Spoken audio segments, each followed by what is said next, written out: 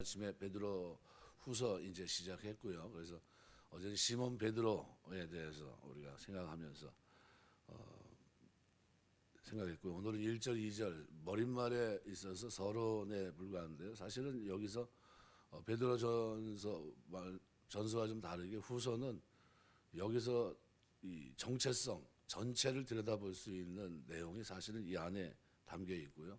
그래서 이것이 바탕이 돼서 1장 11절까지 신의 성품에 참여한 이 거룩함, 하나님 아는 지식에서 자라가야 될 이유가 결국은 이 2장 3장에 등장하고 있는 거짓 선지자 선생들, 그죠? 부패한 세상의 타락한 문화들, 이런 것과 싸우는데 구별될 수 있는 선지자들의 모습이 바로 이 신의 성품에 참여한 거룩함과 또 하나는 성경을 해석하는 바른 해석입니다. 그래서 베드로는 이 싸우는 데 있어서 다양한 어떤 걸 모색하는 게 아니라 딱 두 가지를 얘기합니다. 하나님을 알기 때문에 변화된 인격과 삶, 성품이죠. 또 하나는 성경의 바른 해석. 왜냐하면 이 바른 해석이 잘못되고 왜곡되게 해석이 되면 많은 문제를 발생시킨다는 것을 알고 있었던 겁니다. 그래서 그런 관점에서 베드로 후서를 전체를 우리가 조망하면서 본문을 시작하겠습니다. 그래서 오늘 수신자 기록된 장소, 이것은 소아시아에 흩어진 그리스도인들입니다.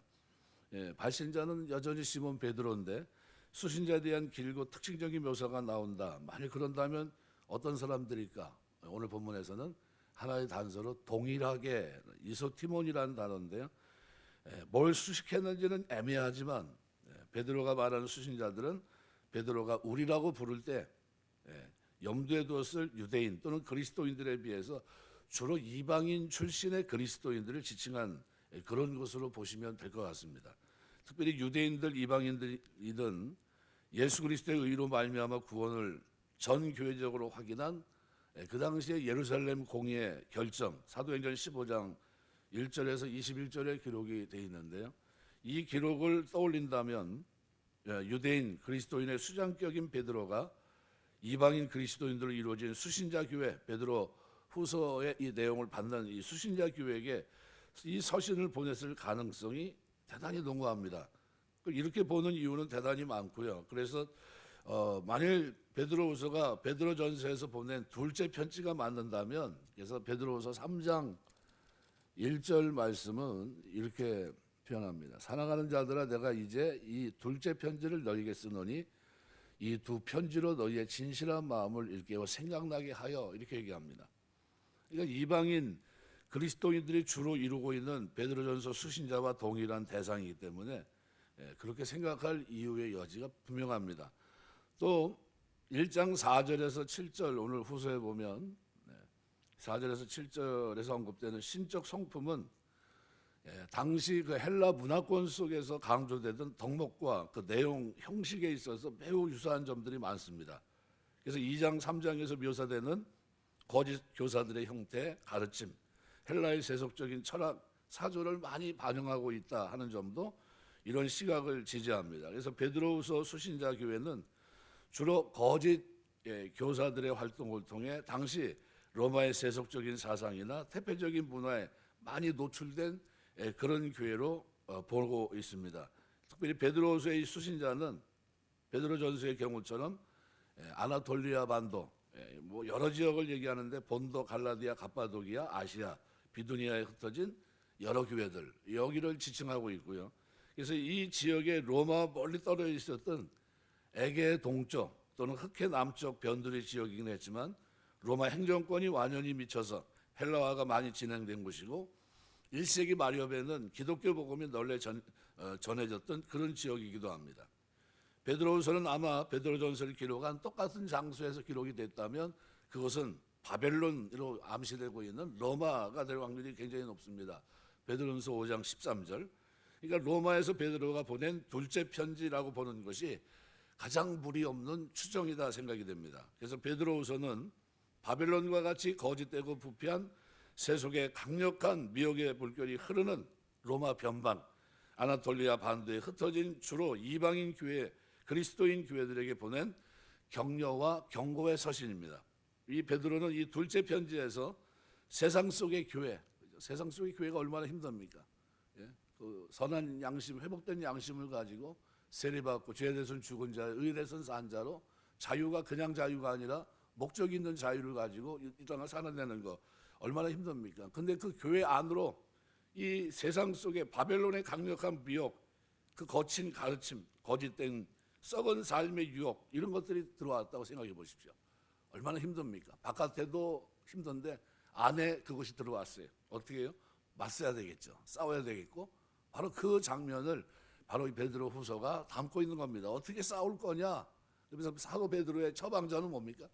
두 가지예요. 바른 진리, 선포. 그러니까 초대교회가 늘 강조했던 게 뭡니까? 네 가지. 교회 바른 모습 가운데 제일 중요한 게 뭡니까? 캐리그마입니다. 캐리그마, 디다케. 이 두 가지가 앞에 가장 중요하거든요. 바른 선포, 가르침 이거거든요. 그러니까 거기에 초점이 맞춰져 있다는 거죠. 그래서 우리가 하나님 말씀을 통해서 이 마지막 때를 살아가는데 자꾸 배우고 읽고 묵상하면서 주의 진리 가운데 바르게 세워지게 되시기를 주의 이름으로 축원합니다. 또 하나는 뭡니까? 바로 하나님을 알아가면서 생긴 은혜와 평강 속에서 성장하면서 알게 되는 성품이에요. 그래서 이거를 1절, 2절에서 설명하고 지나갑니다. 그러니까 1장과는 베드로 전서와는 약간 다르게 은혜와 평강이 베드로 후서에서는 또 다른 표현으로 쓰고 있거든요. 그래서 여기 오늘 본문 1절에 보시면은 하나님과 구주 예수 그리스도, 하나님과 구주 1절 중반절에 기록되어 있는데 다 예수 그리스도를 지칭합니다. 그래서 위격을 구분하고자 할 때는 2절처럼요. 하나님과 우리 주 예수를 알므로 이렇게 표현하고 있는데요. 하나님과 우리 주 예수를 이란 문구에서 볼 수 있듯이 여기에 정관사 투를 넣습니다. 그러니까 하나님과 예수 그리스도 구분을 명확하게 하는 거죠. 근데 1절은 그래서 예수 그리스도 한 분을 지칭한 겁니다. 왜요? 정관사로 나누고 있질 않아요. 그러니까 1절과 2절은 다르다는 거죠. 그러니까 여기 1절 내용이 다르죠. 그래서 1절에 의를 힘입어, 그러니까 하나님과 구주 예수 그리스도의 의를 힘입어, 우리가 보통 뭐뭇을 통해 뭐뭇 의에 대하여라는 뜻인데요. 디카이오시네라는 말은 두 가지 개념을 갖고 있습니다. 그러니까 그리스도의 구속 사역을 믿는 믿음을 통해 그리스도인들에게 주어지는 법정적 개념의 의. 그러니까 성도들은 자신의 의로 하나님 앞에 인정받을 수 없고 자신의 의로 믿음을 가질 수 있던 것도 아니고 의롭게 되는 것은 오직 예수 그리스도의 대속의 은혜로 말미암은 그리스도의 의를 힘든 것으로 가능하다. 이걸 얘기할 때 의를 힘입어 디카이오스네라는 이 단어를 쓰거든요. 또 그리스도의 속성적 개념의 의를 말합니다. 그러니까 베드로 전후서에 이런 개념이 굉장히 많이 등장합니다. 베드로전서 2장 23절, 3장 12절, 14절, 18절, 베드로 후서에서도 2장 5절, 7절, 8절, 21절, 3장 13절. 이게 다 뭘 얘기하냐면요. 속성적 개념의 의라는 것은 뭐냐면 의와 공의를 그 사역의 기초로 삼고 계시는 하나님, 이 하나님의 공평함을, 즉 공의를 말하는 겁니다. 그래서 시편 89편에 보시면은 19절에 14절에 의와 공의가 주의 보호자의 기초라, 인자함과 진실함이 주 앞에 있나이다, 이렇게 표현하거든요. 그러니까 의롭고 공평하신 그리스도를 통해 사도 베드로와 수신자들이 동일하게 보배로운 믿음을 받을 수 있는 거다라는 이런 표현입니다. 그래서 동일하게 보배로운 믿음을 우리와 같이 받은 이런 동일하게 보배롭다는 건 이소티온이라는 말은요, 동일하게 존귀한, 동일하게 명예로운 이런 뜻입니다. 그러니까 동일한이란 이 개념은 앞에서 설명한 하나님이신 구주 예수 그리스도의 공평하신 의와 연계되어 있습니다. 그래서 우리 곧 베드로를 포함한 다른 사도 마찬가지로 이 편지의 수신자들 역시 동등한 믿음의 특권을 가진 사람들이다, 이런 사실을 강조적으로 나타내고 있고요. 여기 우리와 같이 받은 이란 랑카노라는 원형은 제비를 뽑다, 제비 뽑아 얻는다는 뜻입니다. 그러니까 이 동사를 보통 표면적으로는 획득이라는 통상적인 의미를 나타내는데 배후에서는 할당한다 할 때 할당의 일반적인 의미도 내포합니다. 그러니까 동일한 보배로운 믿음을 우리가 어떻게 할당받았다는 겁니다. 믿음은 인간의 노력에 의해서 얻어지는 것이 아니고 하나님께서 할당해 주심을 얻을 수 있다는 하나님의 주권 사상이 전제되어 있는 겁니다. 그래서 사도행전에 보면 13장 같은 말씀에 48절에 이렇게 표현합니다. 이방인들이 듣고 기뻐하여 하나님의 말씀을 찬송하며 영생을 주시기로 작정된 자는 다 믿더라, 이렇게 표현합니다. 그러니까 이제 이걸 뭐예요? 할당의 개념이죠. 할당. 17장 31절에서도 보면, 사도행전 17장 31절에서도 보면 이렇게 얘기합니다. 이는 정하신 사람으로 하여금 천하를 공의로 심판할 날을 작정하시고 이에 그를 죽은 자 가운데 다시 살리신 것으로 모든 사람에게 믿을 만한 증거를 주셨음이니라 하니라. 이렇게 할당의 개념입니다. 로마서 말씀에서도 12장 3절 같은 데 보시면 내게 주신 은혜로 말미암아 너희 각 사람에게 말하노니 마땅히 생각할 그 이상의 생각을 품지 말고 오직 하나님께서 각 사람에게 나눠주신 믿음의 분량대로 지혜롭게 생각하라. 할당의 개념입니다. 그러니까 이 받았다는 것이 바로 그걸 얘기합니다. 그러니까 하나님께서 단지 믿음의 가능성만 허락한 것이 아니라 그것을 완전하게 이루십니다. 예배서 2장 8절 말씀대로. 그러니까 믿음은 하나님의 선물이고, 따라서 믿음에 이르는 것은 하나님의 은혜로운 결정에 의한 겁니다. 그리고 더욱 중요한 것은 믿음의 은혜가 하나님의 의와 밀접한 연관을 가지고 있다는 점입니다. 베드로는 성도들이 하나님께 받은 그 보배로운 믿음이 그리스도를 아는 지식 안에서 날마다 자라가고 성숙해가는 데 있어 토대가 된다, 이렇게 말하고 있는 셈입니다. 그래서 5절에서 7절, 그러므로 너희가 더욱 힘써 너희 믿음의 덕을, 여기서 쭉 설명하고 있거든요. 그러니까 그런 차원에서 베드로는 성도들에게 그 믿음 위에 굳게 서서 어떤 미혹에도 흔들리지 말고 더욱 힘써 부르심과 택하심을 굳게 하라는 권면을 오늘 5절 또 10절 말씀을 통해서, 그러므로 형제들아 더욱 힘써 너희 부르심과 택하심을 굳게 하라. 너희가 이것을 행하지 언제든지 실족하지 아니하리라, 이렇게 얘기합니다. 그러니까 보배로운 믿음은 그리스도에게 그 기초를 두는 믿음이고, 만약 그 믿음을 지녔다고 한다면 그 이후 거기에서 날마다 성장해가는 것은 성도들 각자의 노력에 의해서 힘입는다는 사실을 설명합니다. 그래서 2절은 그래서 이렇게 표현합니다. 하나님과 우리 주 예수를 알므로. 여기서 안다는 이 표현이 굉장히 중요합니다. 에피그노세이라는 단어인데요. 에피그노시스라는 단어인데 일반적인 지식을 말할 때는 헬라어에서 그노시스라는 단어를 쓰는데요. 근데 이거보다 더 의미가 더 강한 표현으로 온전하고 철저히 안다는 것을 나타낼 때 에피그노시스라고 말합니다. 이 그노시스와 에피의 강조적 접두가 결합된 에피그노시스는 진정한 구원으로 이끄는 하나님에 대한 참된 지식을 말합니다. 그러니까 단순한 지적 이해가 아니라 하나님과의 진정한 교제를 통해 인격을 온전히 변화시키는 지식, 그죠?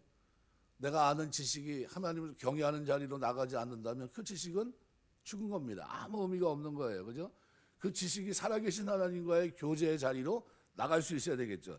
이러한 지식을 가지고 있는 사람은 마음을 다해 하나님을 사랑하게 됩니다. 마태복음 22장 37절, 요한일서 5장 1절에서 3절까지.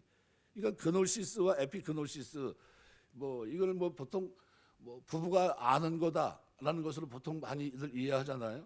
그런데 이 차이를 가장 잘 보여주는 것이 고린도서 13장 12절 말씀입니다. 그러니까 이제는 내가 부분적으로 아나 했을 때 이 안다는 동사는 그노시스입니다. 어근이 기노스코예요. 그러니까 그때는 주께서 아주 굉장히 부분적으로 아는 거, 부분적. 그러나 그때는 주께서 나를 아신 것 같이 내가 온전히 알리라. 알리라. 이거는 에피그노시스입니다. 에피기노스코예요. 어근이. 그러니까 신적 은혜와 평강을 풍성히 누리려고 한다면 하나님과 예수 그리스도를 알 때 어떻게 알아야 됩니까?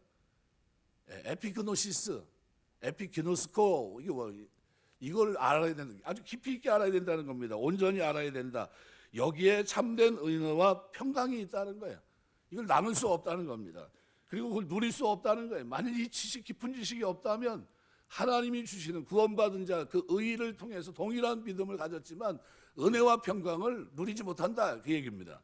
이거 보배로운 믿음을 통한 온전한 암, 거기에서 자라가면서 영적 성장을 이루어야 된다라는 것이, 이것이 핵심입니다.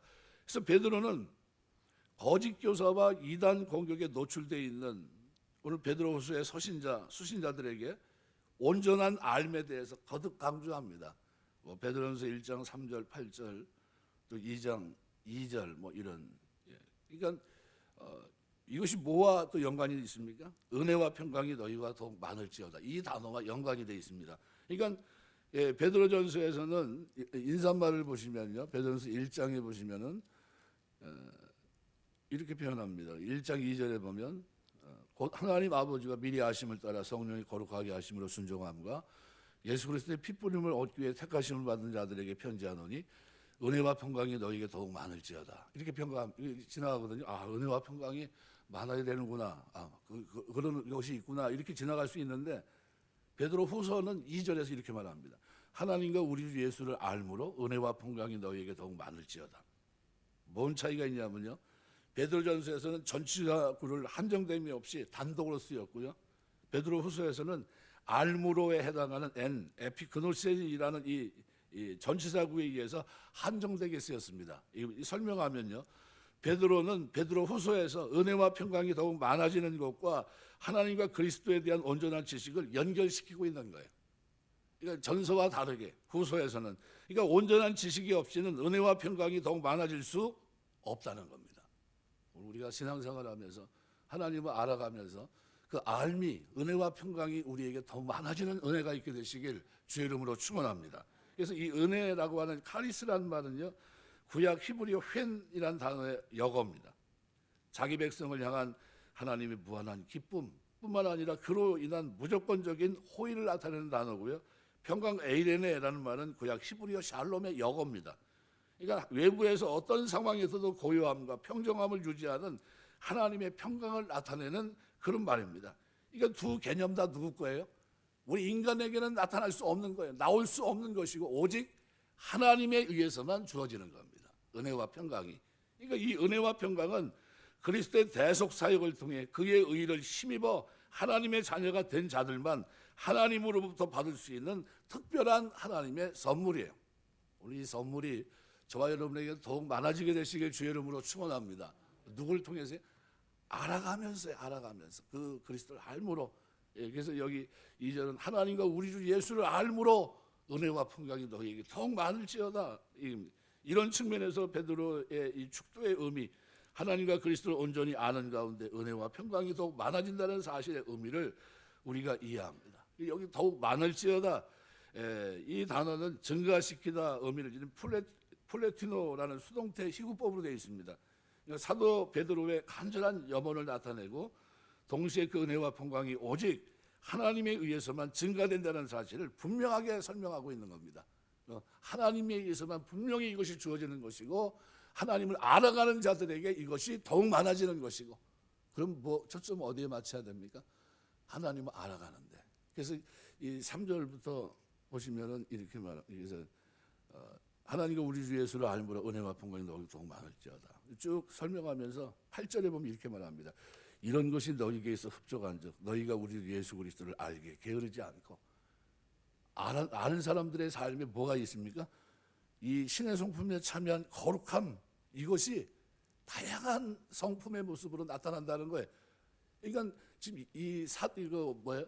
교회 속에 들어온 잘못된 많은 거짓 선지자들의 그 말이 현혹되지 말라는 거예요. 뭐예요? 변화된 삶, 하나님을 알기 때문에 내 속에 바뀐 그 성품, 그게 뭡니까? 믿음의 덕의 지식의 절제를 인내, 경건을 경건의 형제 외에 사랑을 공급하는 이것이 하나님 안다는 거예요. 이것이 은혜와 평강과 연관이 있고 이것이 의와 연관이 돼 있다는 거예요. 이거를 서두에 딱 정해놓고 시작합니다. 그래서 1절, 2절이 중요한 거예요. 말씀 맺겠습니다. 오늘 우리가 하나님을 알면서 주시는 은혜가 더 많아지시길 주의 이름으로 축원합니다. 신앙생활을 하면 할수록 은혜가 좀 많아져야 되는데 신앙생활을 하면 할수록 은혜가 떨어지면 안 돼요. 신학교 가면 그러잖아요. 출발은 좋았는데 1학년, 2학년, 3학년, 4학년쯤 되면 어떻게 해요? 그럼 평신도하고 비슷해진다고 그러더라고요. 무슨 얘기냐면 더 깊어지고 더 알아지고 더 뜨거워지고 더 간절해지고 그래야 되는데 거꾸로 뒤집어져 가지고 처음에는 뜨거웠는데 식어지고 차가워지고 나중엔 냉랭해서 나오면 안 되잖아요. 우리 신앙생활이 가면 갈수록 알아가면서 어떻게 해요? 뭐가 넘칩니까? 은혜와 평강이. 그게 뭐예요? 하나님과의 바른 관계 속의 아름다운 모습이에요. 이 축복이 이전에 출입하는 모든 분들에게 넘치게 되시길 주의 이름으로 축원합니다. 기도하겠습니다.